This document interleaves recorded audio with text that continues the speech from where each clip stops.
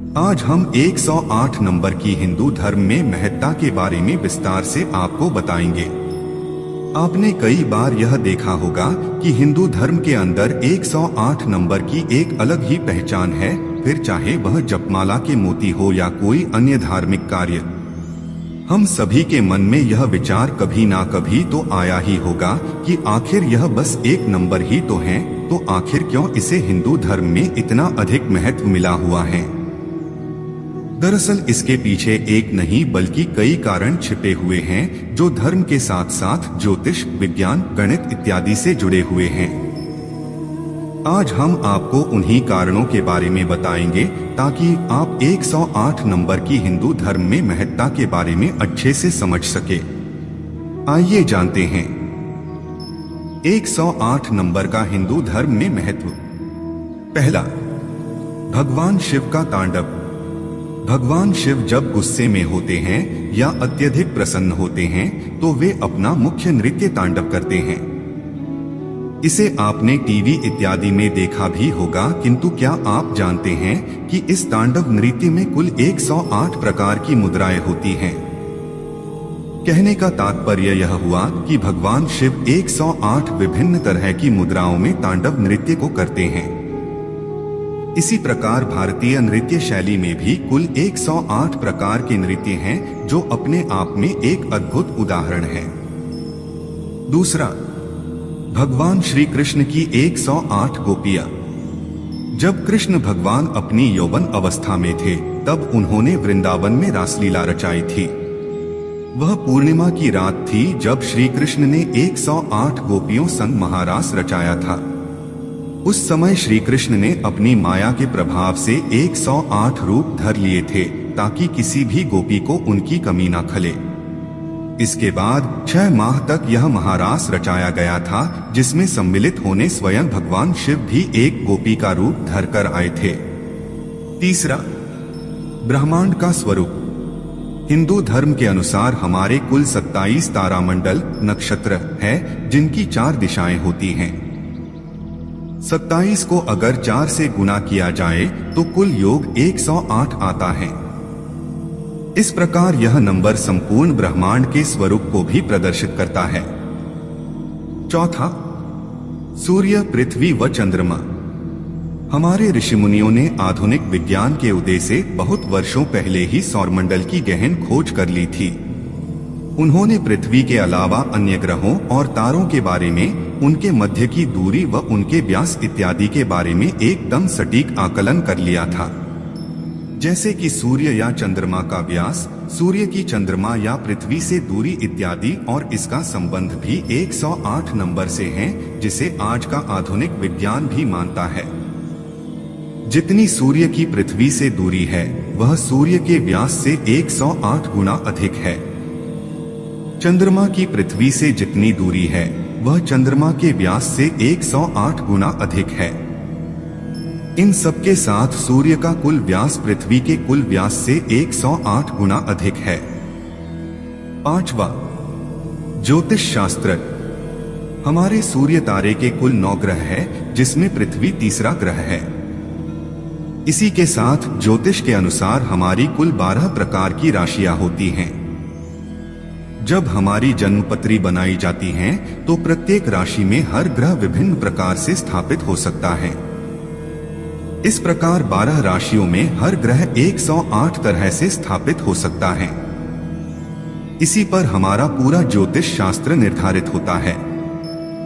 छठवां, संस्कृत भाषा की वर्णमाला।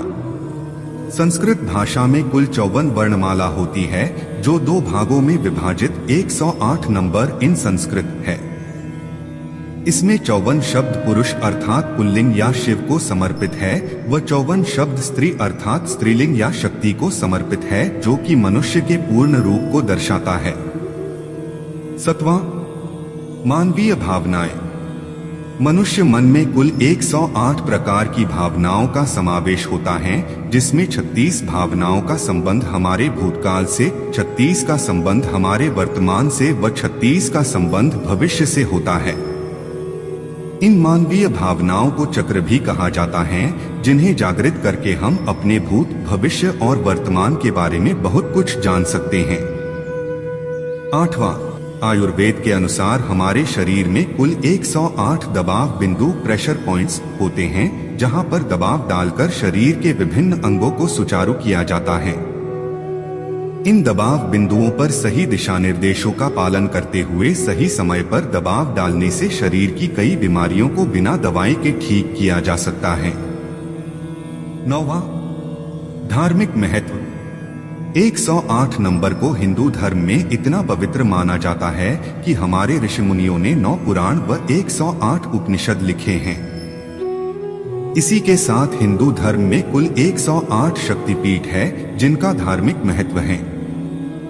इसी के साथ हमारी जपमाला में भी कुल 108 मोती होते हैं। इस प्रकार हिंदू धर्म में 108 नंबर की महत्ता उपरोक्त कारणों से भी अत्यधिक बढ़ जाती है। 10वां, मानव शरीर औसतन 1 मिनट में 15 बार श्वास लेता है। इस प्रकार 1 घंटे में 900 बार व 12 घंटों में 10,800 बार श्वास लिया जाता है। एक दिन कुल 24 घंटों का होता है, जिसे 12 से 12 के 2 भागों में विभाजित किया गया है। इसमें 12 घंटे हमारे दैनिक कार्यों के लिए व बाकी के 12 घंटे भगवान को याद करने के लिए हैं। हर श्वास के साथ भगवान को 10,800 बार याद किया जा सकता है, किंतु ऐसा संभव नहीं। इसलिए हमारे धर्म ग्रंथों में कुल 108 बार जाप करने को कहा गया है। इसी कारण एक जपमाला में कुल 108 मोती होते हैं। 11 नंबर, हिंदू धर्म में गंगा नदी को सबसे पवित्र नदी माना जाता है। यदि हम इसकी लंबाई व चौड़ाई का आकलन करेंगे तो पाएंगे कि गंगा नदी देशांतर रेखा से 12 डिग्री का कोण बनाती है व रेखांतर रेखा से 9 डिग्री का। इस प्रकार इन दोनों अंकों का गुणा किया जाए तो कुल योग 108 आता है। 12 नंबर, हिंदू धर्म में 9 नंबर को भी महत्वपूर्ण स्थान प्राप्त है। 9 नंबर को ब्रह्मा का प्रतीक माना जाता है। 108 नंबर की संख्याओं का योग किया जाए तो कुल योग 9 आता है।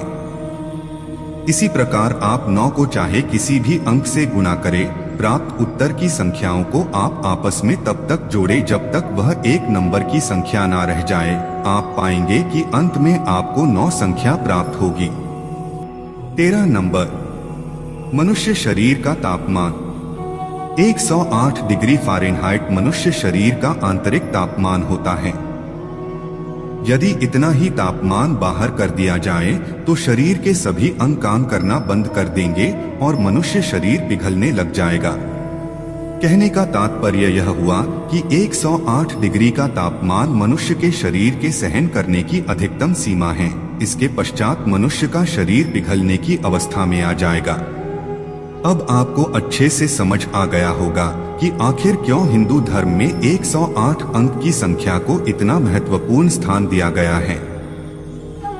तो दोस्तों, आशा करता हूं कि आपको यह वीडियो पसंद आया होगा और अंत तक बने रहने के लिए आपका शुक्रिया। तो चलिए मिलते हैं नेक्स्ट वीडियो में।